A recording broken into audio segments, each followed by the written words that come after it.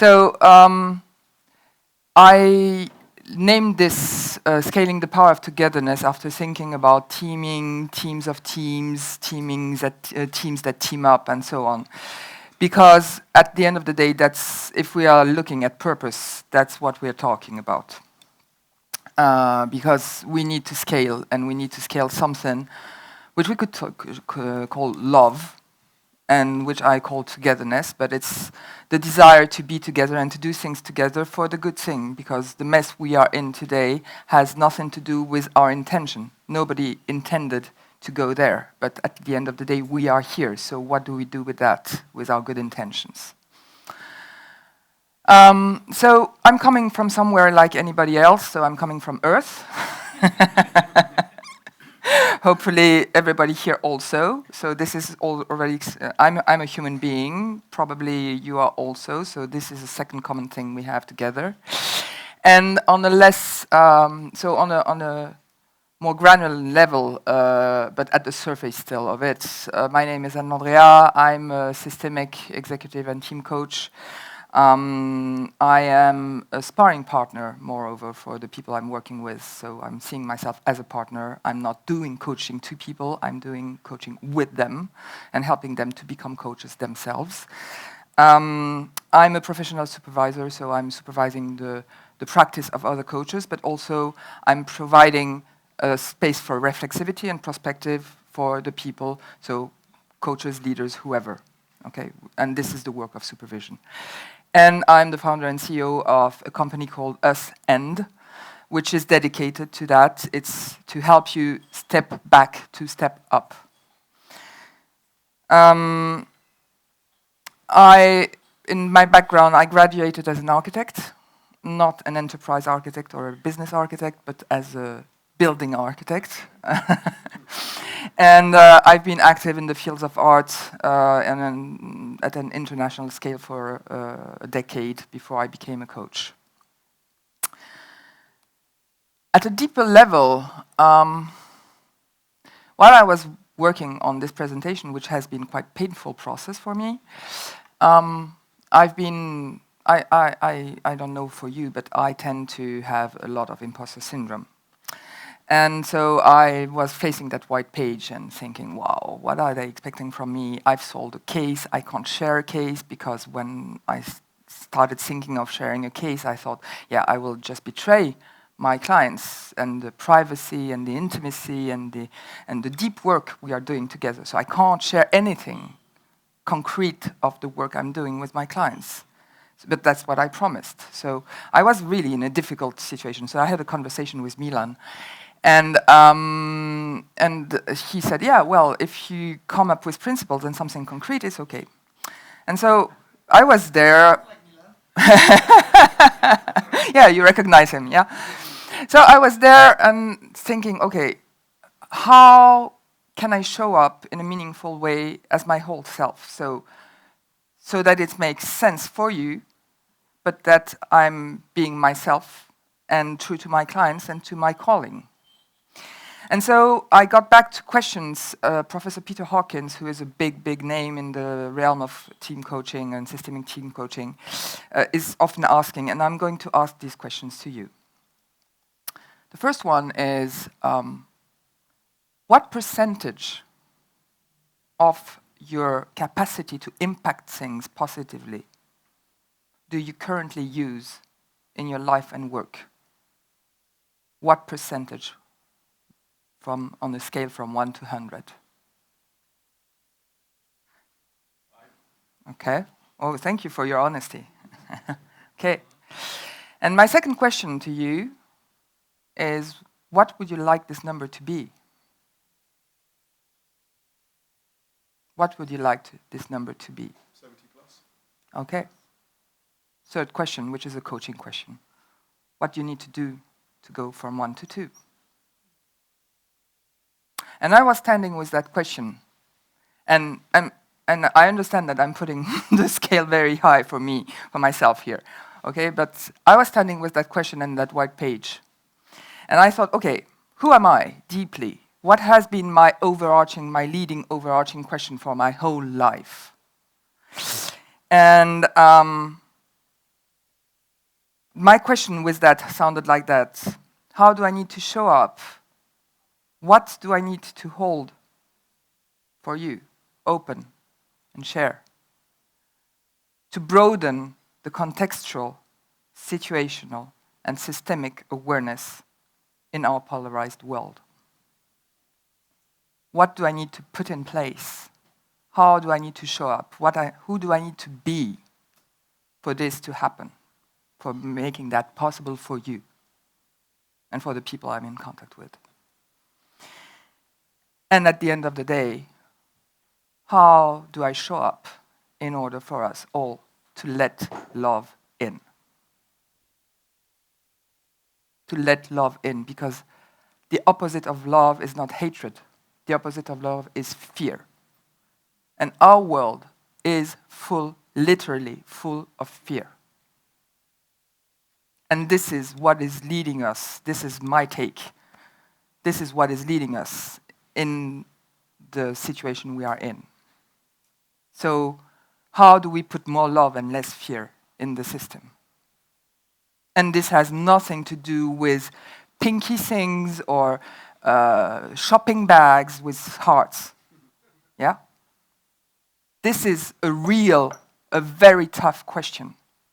One which requires courage. And my courage here to stand in front of you was that question, being a woman. So, in my core, people first.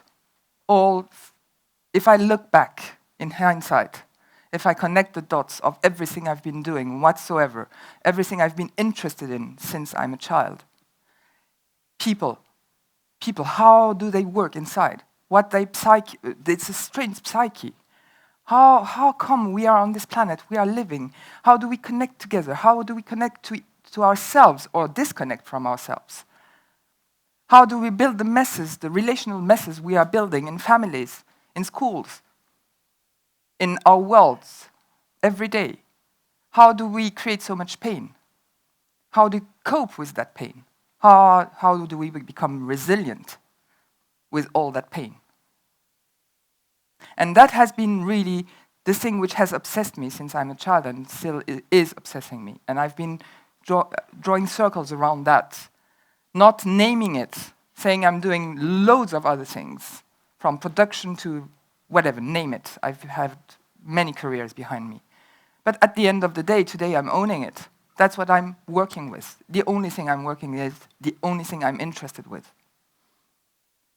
And what we are as human beings, people, is living organisms.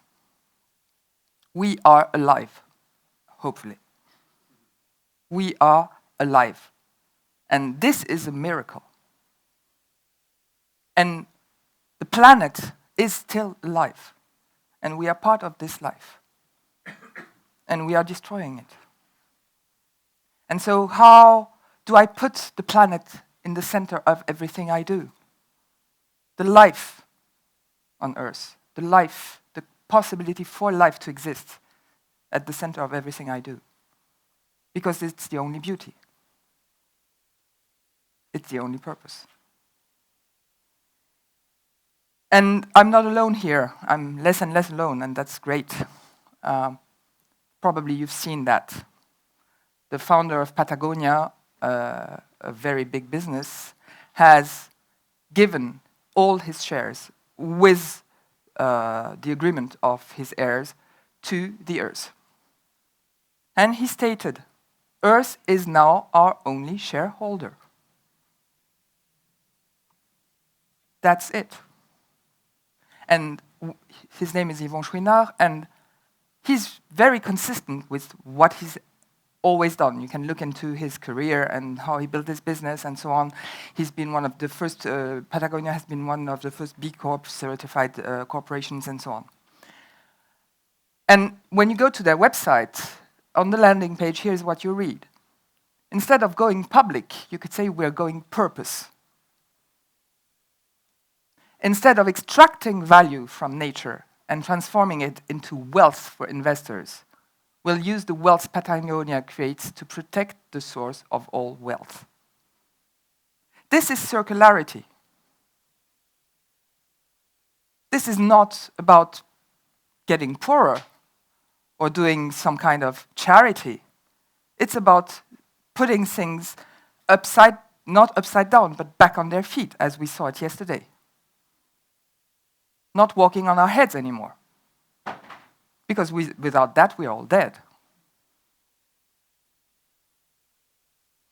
And so, this leads me to these 3 questions for us to explore together. The first one is, how might we, all of us, each one of us, not together and separately, how might we in our practice, in our everyday life, make Earth our key stakeholder and go purpose? How might we work with the dynamics of life and not against them? With the dynamics of life, inspired by them. And what needs to shift in our thinking, doing, and being to enable that? And these are difficult questions. We won't solve them here. But please be with me and hold these questions and the edge these questions are putting us in while listening to and thinking what I will share with you means for you in your practice. So, and you might think, yeah, but what can I do? Well, in a systemic perspective, and it's been there all the time in these 2 days, this picture has been there in different forms. We have way more impact than we think. We impact by any of our decisions or any of the decisions we don't make. We impact each and every of our stakeholders, the stakeholders of our stakeholders, and so on, until 7 gradients. And that's horizontally, geographically if you want. But it's true also 7 generations down. So our key stakeholders are our grandchildren's grandchildren's. How do we work for them? How do we invite them in the room here? How do we give them a seat? And how do we work for them and ask the questions of what we are doing and how it will impact their lives? And on a more, so now that I've been a bit dramatic, getting back to something more graspable maybe, this represents also how I have built also my career in the realm of coaching. And I have been operating at the beginning a lot at the level of individuals and employees and leaders and decision makers and so on. So navigating here and understanding that this was not enough for me because I had to have a grasp of the system behind. I understood that they were acted by a system, that they were enacting, that they were voices of the system, and that the problems that we were facing with them were systemic problems. So I got into dealing with organizations and organizations and units and bigger systems. So not teams, but bigger systems. And I've done a lot of work with Milan, for example, and Dennis in that realm. So here we are talking about organizational development, organizational coaching, so change management if you want, transformation projects and so on. And we've been quite successful, I think, to a certain extent, to a certain point. But there was always a moment where we lost momentum. And that was when we really came into people's lives and they got protective. And probably you know that point if you are dealing with that. And so that's what led me to the thing I was by all means avoiding, because it's scary. It's working with teams. Because this is the intimate thing. So it's not changing the world one person at a time. We don't have time for that. It's not changing entire organizations, it doesn't work. We've tried. We've all tried here, I think. It doesn't work. So what have we left? My take today, and where I have most success in terms of getting traction, is doing deep work with teams. And it's changing things not one team at a time, but scaling the togetherness they learn to build together. It's so enticing that they will take it out. They will take it into each and every of their interactions with the rest of the world, with other teams. So teams are, for me, the place where change can happen, and it's the place I have decided to dedicate myself. But it's a scary place to be in. So, why teams? I will ask you a question. Who in this room is today part of any kind of team? Okay, thought so. So I don't need to go any further. My second question is, do you think about an experience of being in a team that sucks? So what does it make you feel like? Are you being avoidant of getting into that team, and how much energy that team is taking from you? And how much you think, okay, I don't want to work in a team, I'm going into my tower, and I'm doing my work alone. Yeah, okay. But at the other end of the spectrum, we can't do things alone, especially when they get complex. So we all also have probably, to a certain extent, a certain experience of being in a functional team. So a team which is more than the sum of its parts. A team where we do work which really sends us to the sky because we are in awe of what we collectively produce. Sometimes it's just a light touch, it's maybe a couple of days or a couple of hours or workshop, but it's just so fantastic and it's so brilliant and it brings so much joy and openness and love and the quality of what we are doing and the things we crack and the courage which is in the room is immense. So how do we do more of that and less of the other one? So that's my job, basically. And it's important because, probably as you can see, as human beings, we wouldn't be here anymore if we hadn't teamed up. We have no claws, we have no big teeth, we don't run very fast, we don't grow, we don't go into trees, and so on. So we would be dead by now, long time, and not killing everything else. So we teamed up for what we did. So we know how to team up. It's the only way. We have no other option than to team up. So let's do it in a brilliant way, in a way which is uplifting us and not killing us. So yeah, feeling the tension. Should I say or should I go?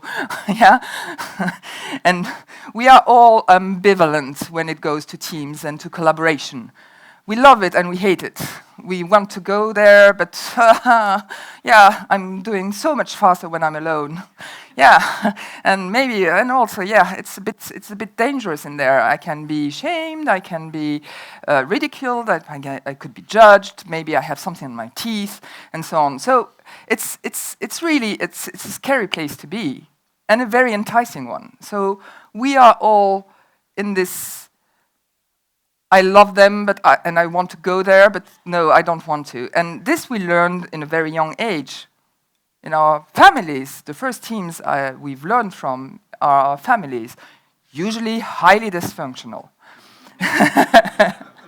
And good news, team coaching has very deep roots into what family therapists have found out. Doesn't mean that we are family therapists, but it means that we base what we do into that corpus of things, but also in org design, in organizational development, and so on.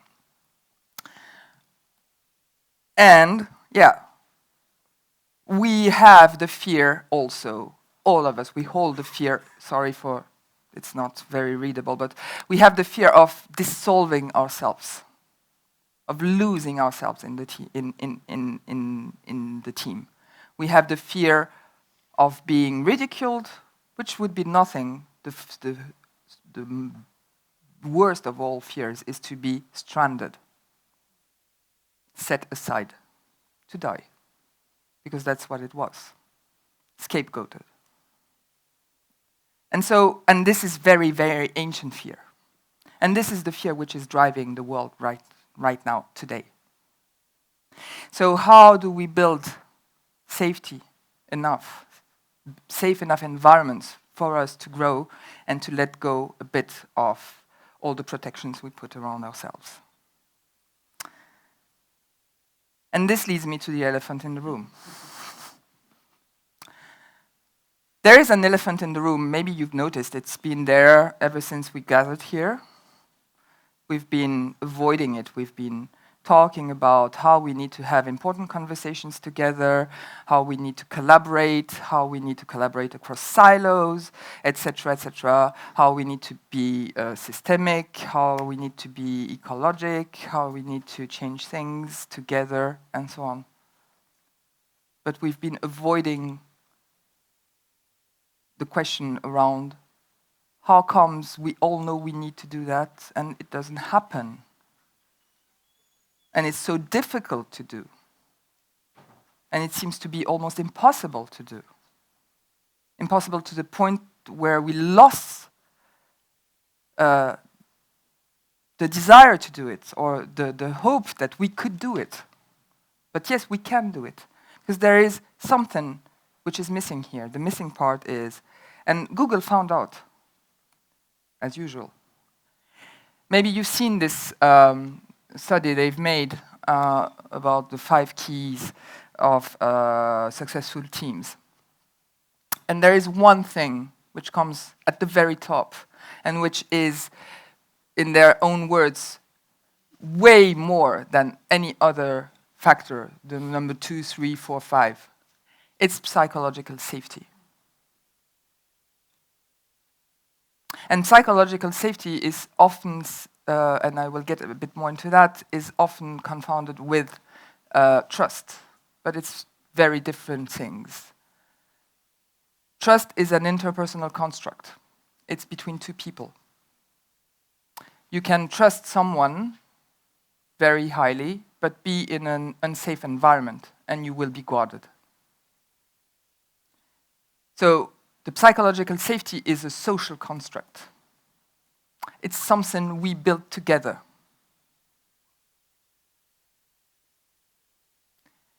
This is a safe environment, built by Milan and his team and the team around.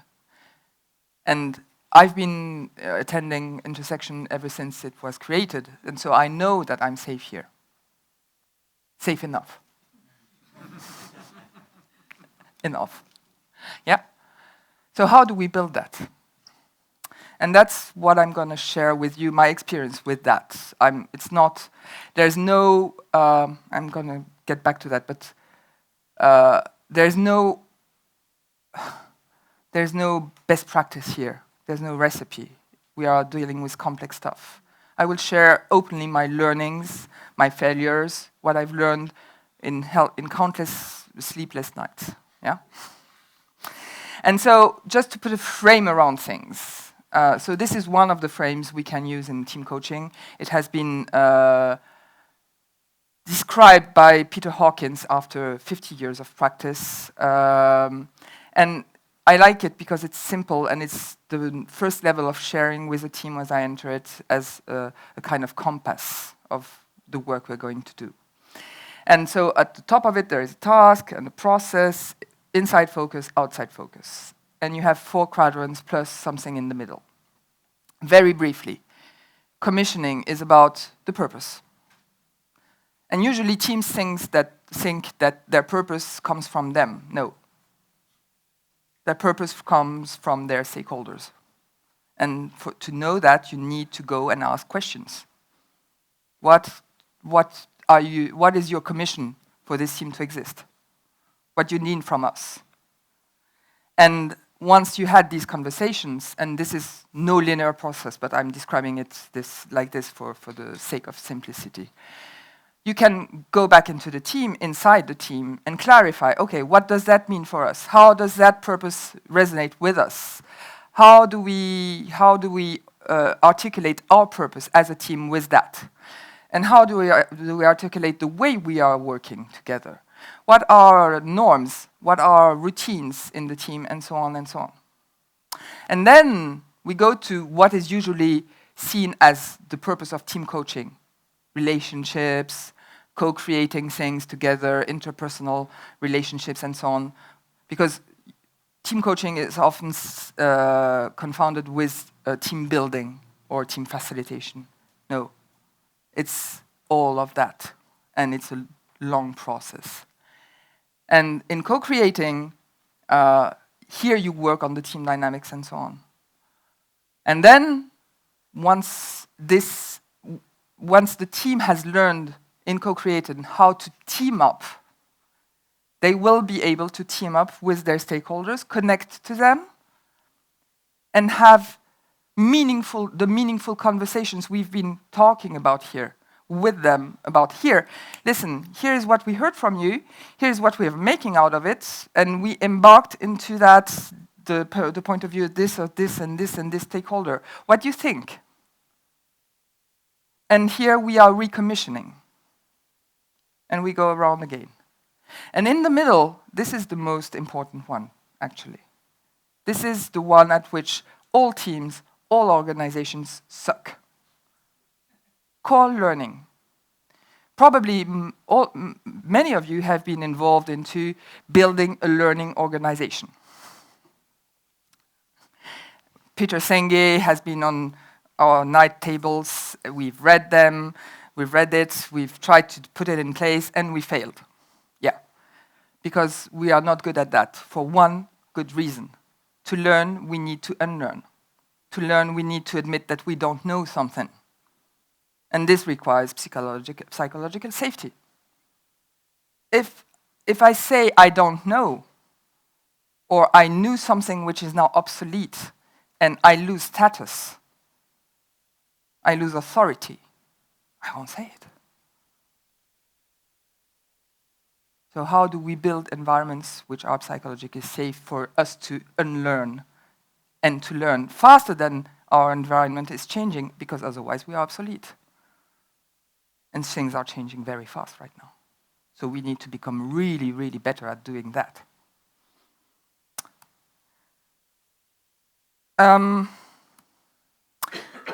So it's about shining a light on the messes we face. And shining a light on the messes we face is a very difficult thing. And it's not me saying it, it's Abby Covert in her fantastic book, thanks for the recommendation, Milan, How to Make Sense of Any Mess. And she says that it's hard to be the one who says that something is a mess. And like a little kid, we are standing before a dark room, and we are really afraid of entering it because it's messy, and it's dark, and it's frightening. So, and we are paralyzed by fear. So how do we approach it, and how do we make it easier to name the messes we are facing?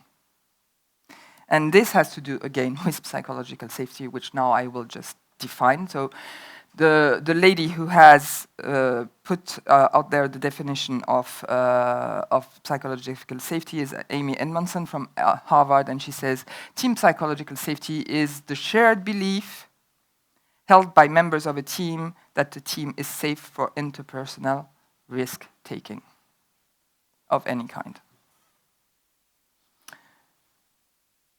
So, with that being said, before I understood that my role as a team coach was not to do anything, but just to be something, I don't know what, but to be something which brings in that sense of psychological safety and will help the team build it, because I am not building it, or we are not building it because we are doing it in teams.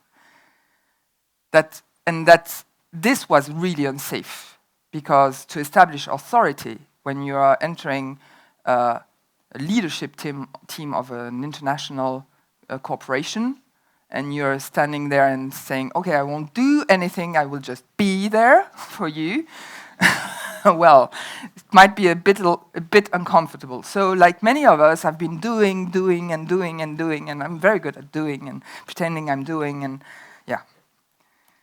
But it's been 10 years of a journey. I've been working at a deep level with more than 15 teams. It's 200 days of work.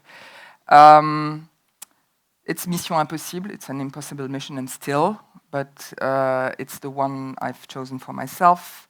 Countless hours of supervision, countless nights without sleep, and I'm going to deliver you the substance of what I've learned on the journey. This, I won't go into this, but tribute to Dave Snowden I met at the intersection, and which deeply inspires me. Don't expect any best practices or good practices. I've built everything in EXAPTIVE way, and this is what I will share with you.